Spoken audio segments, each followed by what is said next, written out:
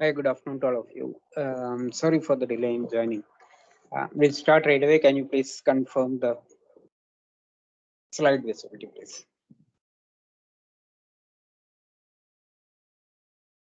Yes, sir, it's visible. Thank you. So we'll just continue what we have been discussing about baggage handling. As I just say, I guess we have just gone through this slide in the morning.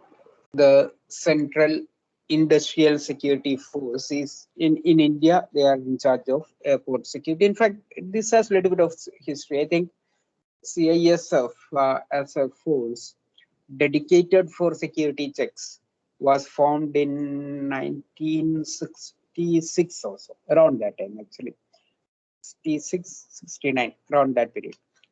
The prime responsibility for them was to guard industrial areas which are under government ownership. So like, and it still continues actually. If you see uh, many of the public sector companies and for sure research organizations like DRDO, etc. They have their different labs which are primarily where the primary security for responsibility for the security at the gate, etc. are with CSF personnel. As I mentioned in the morning, the reason for having a dedicated for like that is that force like that is that they are trained to oversee or function with focus on security alone without any other consideration. So yeah, for example, if in industrial areas or like organizations or institutions like DRDO, etc., you need a staff which is focused on security and who are not actually reporting to the personnel in the organization. That's very important. That is, if the security force at the gate is reporting to a senior person, a senior administrator, senior scientist, or senior director level person in DRDO, then that reporting can, or that the very structure or organizational structure can affect the quality of security services. That is what they want to decouple. So they want an independent agency which is still under the central government and still which is focused on the security aspects alone. So that's a logic by which CISF was formed and was deployed for with the security activities in various public sector organizations. No, actually, the airport security was not with them originally. In fact, airports had their own security staff, which are reporting to the airport management. But then, yes, in 1990,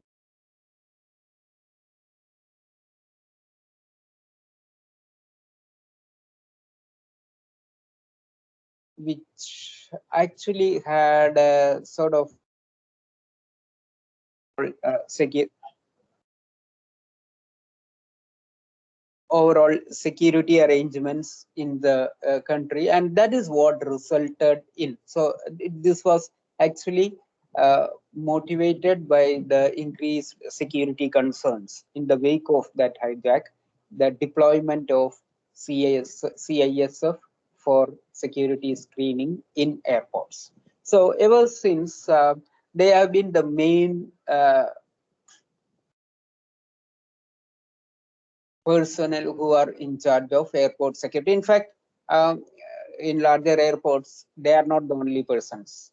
Actually, you will have also security agencies which are independently reporting to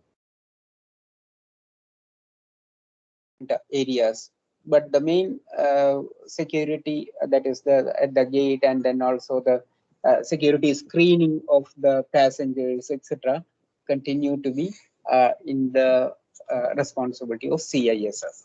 So that's an important system in Indian airports, and that there should be proper coordination between airport management and CISF. Now, what I'm talking about here is coordination. There is no reporting. The CISF personnel do not report to the airport management. They report in their hierarchy to their supervisors in the force and not to the airport. But there should be appropriate coordination, appropriate facilitation of the functioning of the security agency, so that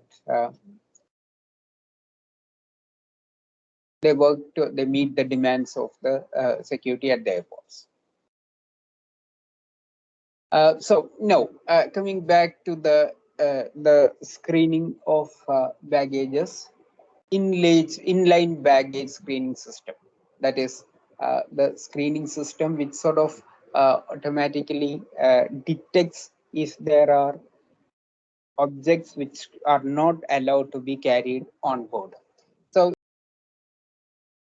as we have seen in the morning, there is an X-ray scanning, particularly for luggages which have to be checked in. So, and they get sealed in, and then once you check in, they will again go through this, what is known as the inline system, which involves automatic screening.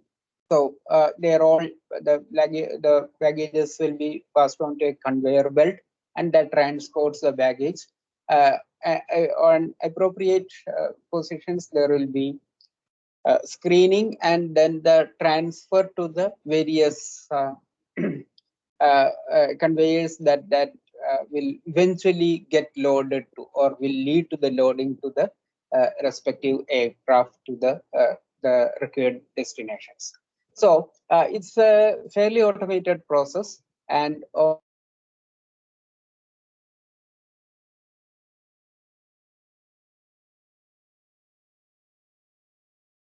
explosives, etc. And of course, if there is any such, and that during the process of screening, if anything is detected as an explosive or anything which can be suspected as an explosive, there will be an alarm which will activate further inspection, including manual inspection, and that will be isolated, and further processing will be carried out. So this can go through this later. The text is very small, and I'm not going to read through all of them. Not very complex things. It's just showing the different stages which involve the check-in at the counter, where the passenger checks in the luggage, gets it tagged, pays if it is extra, etc., and the airport personnel, airline personnel, collects it, passes on to the conveyor, and then goes through security, the scanners, and then X-ray machines. The closed ones are the X-ray machines. For obvious reasons, they should not expose to people around. So the X-rays should be confined to the luggage, the baggage alone. So, and then you will have different sorting sections, because all the luggages will not go to are not to be boarded to the same aircraft. They may be at the same counters, may be at similar locations, but the luggages, depending on the further travel of the passenger, the luggages may have to be differently loaded. So there will be sorting, there will be separation, there will be isolation, etc., which all will be done as part of this entire inline baggage inspection system. Now, if there is any flagging, that is, if in the, for example, the X-ray machine, if it detects anything suspicious, then the baggage will be isolated, as you can see here.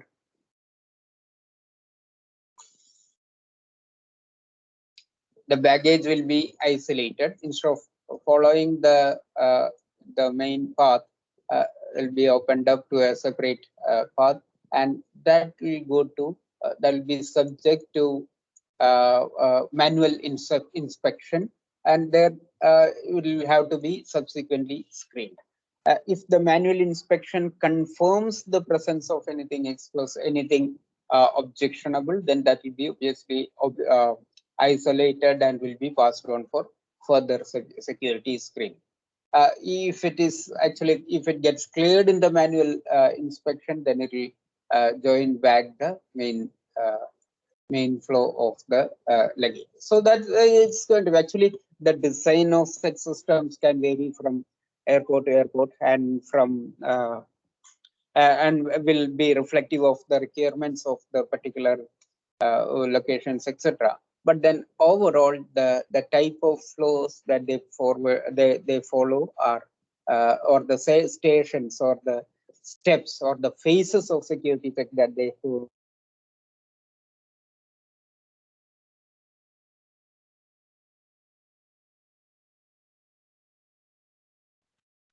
Load.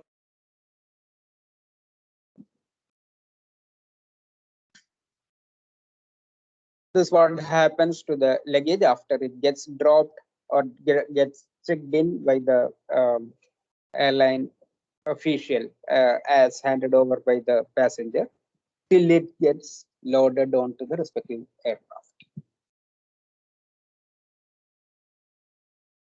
Now, across the world, there are several ways the security process proceeds, and there are separate systems. Though there are some overall directions to be followed, and some of them are issued by ICAO as guidelines. Some of them are given as regulations and stringent means to follow the security requirements. For example, in the US, the TSA, Transportation Security Administration, is in charge of following up the security checks and the related processes, etc. So they have their own ways and their own systems for ensuring the security of luggage. For example, in between, I guess, for over a decade also, 1990 to 2002, there used to be this question, that is, each passenger who checks in has to face these two questions. Did you pack your own baggage? And did you leave them unattended after? In fact, even in Indian airports, though this started, I mean, this was insisted on by TSA in the USA. I guess, or at least I've seen this question in several Indian airports also, where a CSF personnel or the airport security personnel asks you this question: did you pack your own baggage? And two, did you leave them unattended after packing? The importance of these questions is that one should be aware of what one is carrying. And you are not only that you have to be aware of it, you are solely responsible for it. So if somebody else packs for you and manages to put something which is objectionable, not allowed on board, maybe a weapon, an explosive, or materials like a drug, etc., then the responsibility is on you as long as you carry that luggage.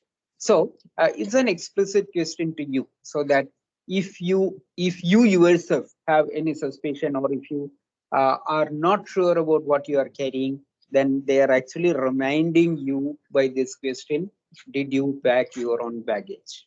And the second one, did you leave them unattended after pack? It's quite possible that you yourself packed it, but inside the airport, you keep moving around and you're sort of not very careful about what you're carrying. You leave the baggage somewhere, roam around and come back, etc. And you never know what happened in between. Somebody managed to keep something inside, etc. There are possibilities. So that is what the second question tries to avoid, or tries to remind you in case you have just left it unattended somewhere. So they obviously are expecting a positive answer for the first question, negative answer for the second one. Positive in the sense, did you pack your baggage? Yes, I did. I did pack it. Second one, did you leave them unattended after packing? No, I didn't. So, but if your answers are different, so if you say that no, I didn't pack it, actually someone else did, then they will most likely ask you to open it, and show what is there inside, and see for yourself what is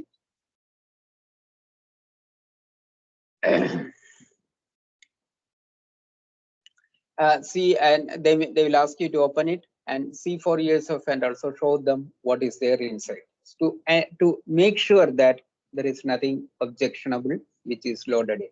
And similarly for the second question, if you say that, yeah, in fact I kept it somewhere and I moved around and came back, etc. So if you answer like that, they are likely to ask you to open it again and see what is there inside, or make sure that there is nothing objectionable which is being carried.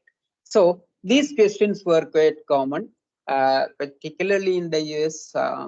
In fact, I face these questions quite often, so I'm familiar with that. And also around that time, or even later, actually, in Indian airports, they used to ask these questions, but nowadays you don't hear that. Apparently, in the US, it discontinued after 2002 or so. That is probably because of more confirmatory or more automated screening processes were put into action.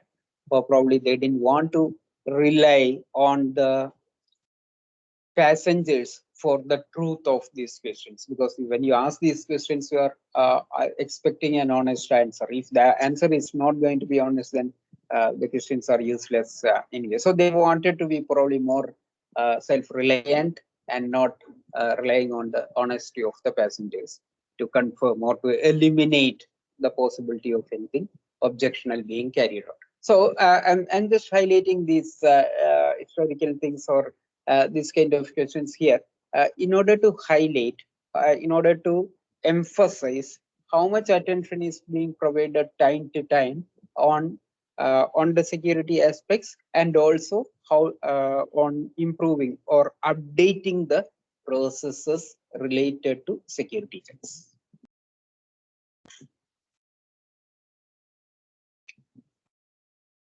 And also worldwide, actually not just in the US, worldwide after the September 11 attacks, the 9/11 attacks in the US of the Twin Towers, there were serious concerns about whether people are actually following anything, any meaningful system in airport security, because all those aircraft could be boarded by people who were armed, and at the same time they could check in various airports, etc., etc. So which all left us a lot of serious questions about the safety and security and the processes that were being followed.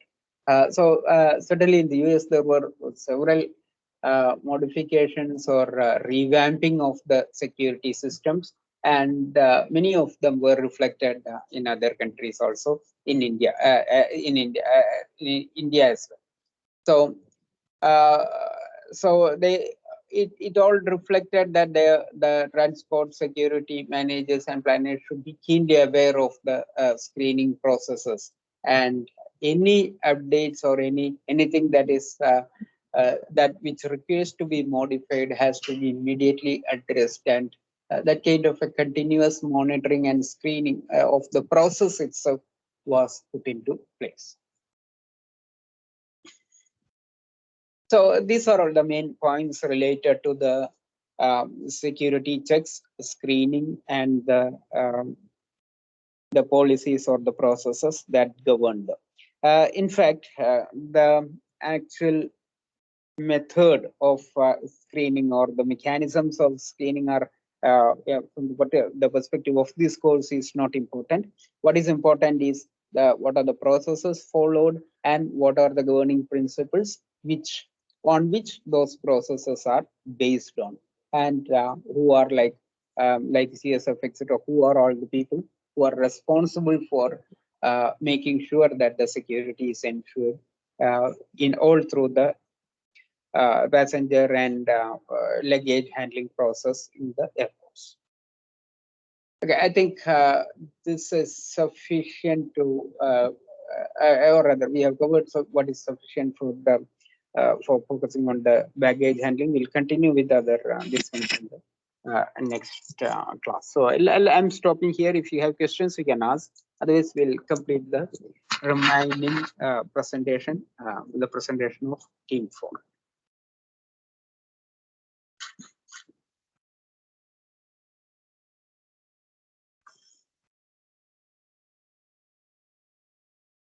If no questions, I'll discontinue. Team 4, please share and start.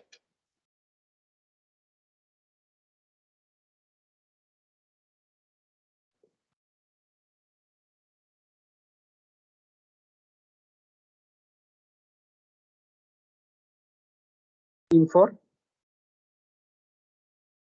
Yes, sir. Shashank. Yes. You can. Yeah.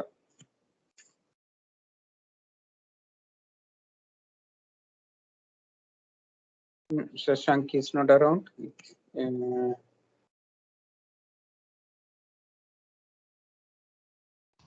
Hello. Yeah, you are audible. Carry on. Shashank, you are audible. Carry on. Yes, sir. Sharing the screen. Share the screen. Yeah. Is it visible, sir? Yeah, it's visible. Put it on slideshow and start. Okay. Good afternoon. We are Team 4 and we'll be presenting our case study on Trivandrum Airport. Next slide.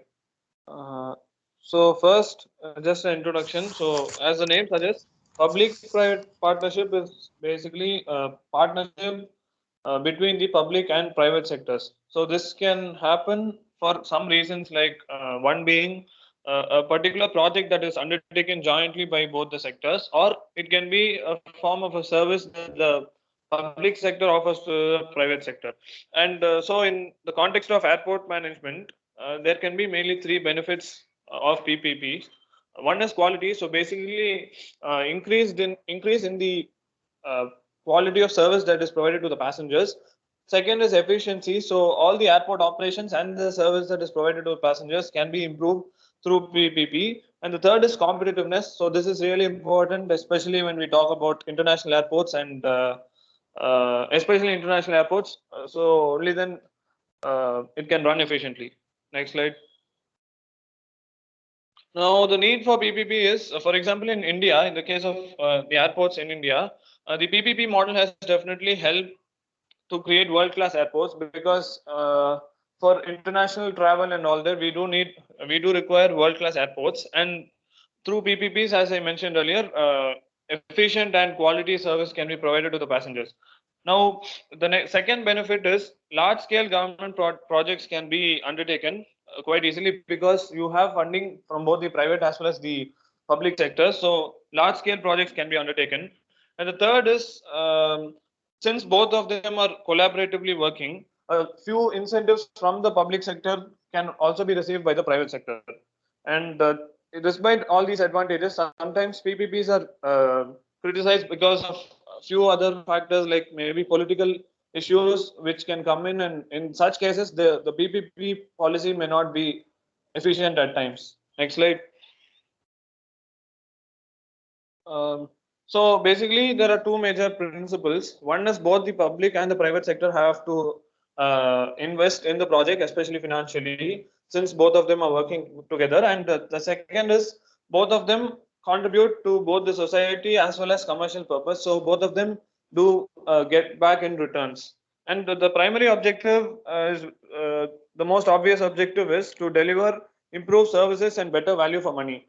So this is the major objective of PPP, and these can be mainly achieved through innovation and risk transfer and greater asset utilization. So all the assets that the sectors have, if they are utilized properly, then the output in terms of revenue can be increased. And finally, integrated management. So all the departments within the in the airport management, when they work together, they can improvise the revenue. With this, I hand over to Shashank.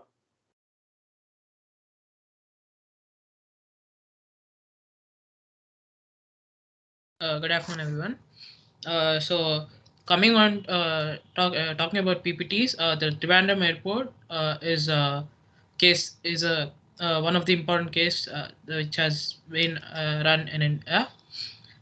The airport, Thiruvananthapuram International Airport, is international airport which serves the capital city of Thiruvananthapuram in Kerala. It was established in 1932 and it was upgraded to an international airport in 1991 by Indian government. It's the first airport in the state of Kerala and the fifth international airport of India. Additional to the civil operations, Thiruvananthapuram is also Thiruvananthapuram Airport is also headquarters of the Southern Air Command of Indian Air Force, and Coast Guard for their operations.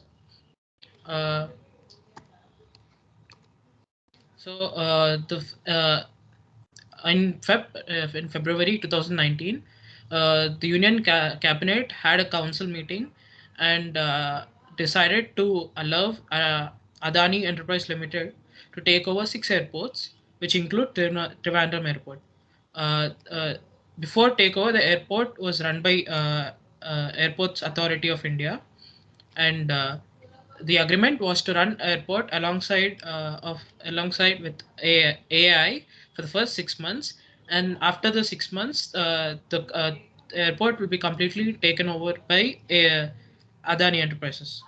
Right now, Adani Enterprises Limited is sole private owner of Trivandrum Airport and responsible to operate, manage, and develop it for the next 50 years. While the airport was handed over to Adani by central government, there were few issues within state and the staff of the airport. And in 2003, the state was promised by the central government that the decisions taken by the central government towards Trivandrum Airport will be made only after consulting the state. But the decision of leasing airport was against the wishes of the state and government and people. So on August 2019, an all-party meeting of the state was conducted and opposed the central's decision regarding the AEL's takeover of the airport. So they filed a petition in High Court, which the High Court dismissed due to the decision. Due to this decision was taken by central government and excuse me, because this decision was taken by central government and the reasons were mentioned were termed as sour grapes. And then but the state government wasn't satisfied, so they moved their case to Supreme Court, and yet there was the end result was same as High Court, and Supreme Court also did not grant any stay on the privatization process. The staff of Airports Authority of India were around 600 employees. They were worried about their job security. Adani Enterprises Limited offered them a deal to work for 3 years in Adani Thiruvananthapuram International Airport. And after working for 3 years, if they are satisfied with the private entity, they are allowed to continue their work until retirement, or they can opt for other airports which are under Airports Authority of India. So on October 14th, 2021, the airport was formally taken over by Adani Enterprises Limited. Thank you. Again, yeah, good presentation, but I guess there is somewhat it sounded like a major flaw to me. If you go to can you just go back to where you are saying about the government's decision, even before that? Was against, one more, the previous slide. In February 2019, Union Cabinet allowed, the Union Cabinet cannot do like that. So if just the cabinet made a decision like that, it would have been challenged or it would have been stayed by the High Court itself, even before the Supreme. So what do you think? How did they take that decision? Union Cabinet on its own, it cannot decide that an airport will be given to a private guy for development. Yes, sir. It was first the Airports Authority of India which decided that privatization will help the growth of that much is okay. They can recommend privatization, but yes, whom to give? Whom to give? How can they decide whether it is to be given to Adani Group? They They did a bidding process, sir. That is what you missed out. Yes, That's sir. very important, right? And Yes, that's the reason the why other point, it, yeah. that's a reason why it was not held in High Court as well as Supreme. There was an Ah. open bidding. There was an open bidding in which the state government also was a party. State government also bid for it, but then the But it was bid 19.63% less than. right, there was some concessions given for state government, but beyond that, or rather, Adani's bid was um, much cheaper or whatever in Yes, this sir. one. And that's the reason why it was given. So it's not just a cabinet decision, it was based on a bid. Anyway, it's an important thing because, or rather an important conflict actually, because here you have a state government which is against the decision of the central government in handing over one particular airport to a private party. So that conflict has several dimensions, even in the center-state relations, etc. So that's an important one, and I'm sure that such instances can take place even in future in other states as well. So there may be whether good or bad, it's going to be a precedence. Now, you mentioned very correctly about the employee struggle, or they were up in arms, etc. But that is good. Is that resolved now? The deal looks to be reasonable to me, but is it resolved now that they can work for 3 years and then call it a day, or they can continue with AAE, etc.? Have the employees union accepted that? What's the status of it? I mean, the last, we saw a few articles, but all the articles were dated for year 2021 or 2020 or 2019, sir. So, according to those articles, the union wasn't satisfied with whatever they were offered.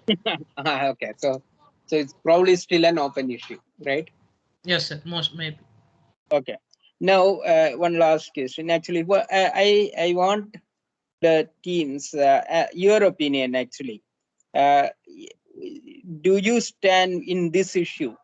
Do you feel that the state government had a reason, or the cabinet, the central government was correct? I mean, both have the points, sir, but the privatization of the airport is actually necessary to develop the connections with the airport with international, like with the whole world. But a state government alone can't do it because of its I mean, like not not less communication, but it's like a company can a private company has more connections towards the outer world than a state government, because this is a government body, but that is private company is a different situation.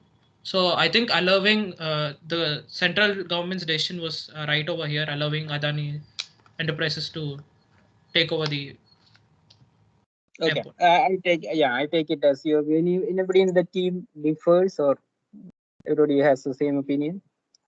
I mean, it's okay. We are not going to decide here who is right or wrong, but just to air your views. That's all.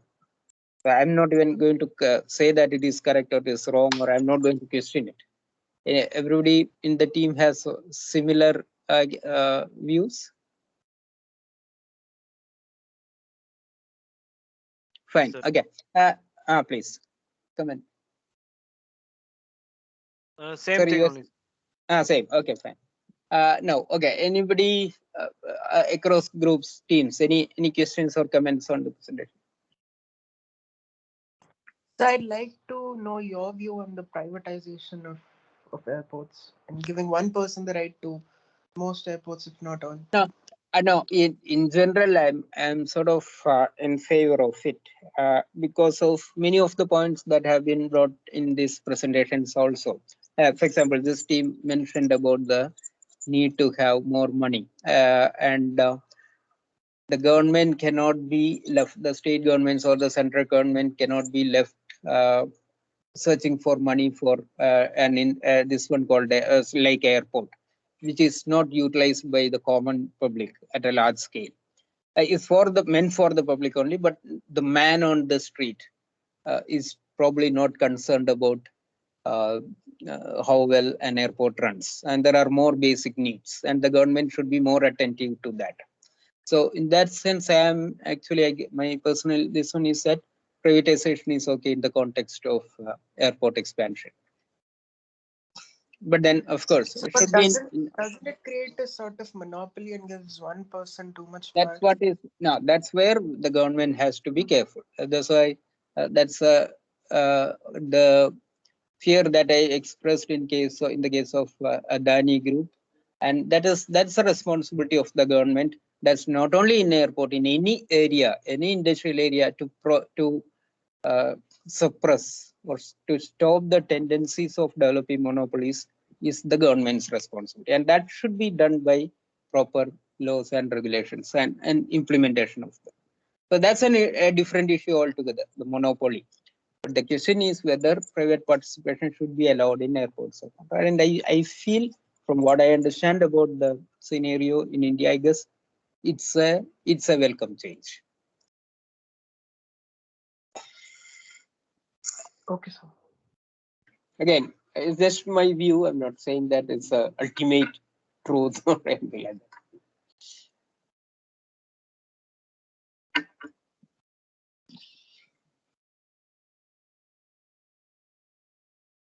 Okay, anything else? Anybody wants to comment? No. Okay. Okay then. Thank you. Thanks to all of you. Bye.